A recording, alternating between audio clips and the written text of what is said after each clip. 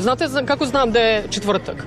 Tako što kad ustanem ujutru, stižem kliping i taj kliping izgleda ovako. Negativan kliping, negativan kliping, negativan kliping, negativan kliping.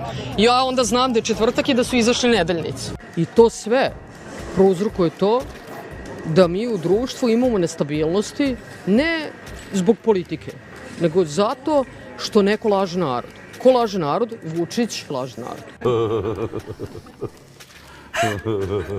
Toliko mu veruju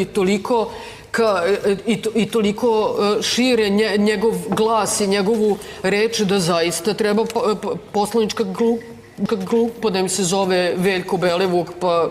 A na kojoj televiziji ste, na primer, videli negativan kliping? Negativan kliping?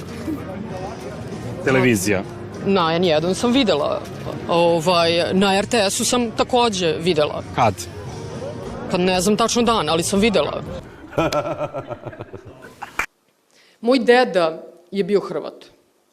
Ne Srbin iz Hrvatske, Hrvat. I kada je u Italiji pao most, i kada je u Rigi pao krov tržnog centra, zato što vam je jedino ljudska emocija je tuga. Samo na te dve televizije, to vam nije čudno? Pa ne znam, sad u ovom trenutku ne mogu, mislim, kako da vam kažem, ne mogu da vam kažem na kojih još televizija, ne znam koliko još televizija ima, ali...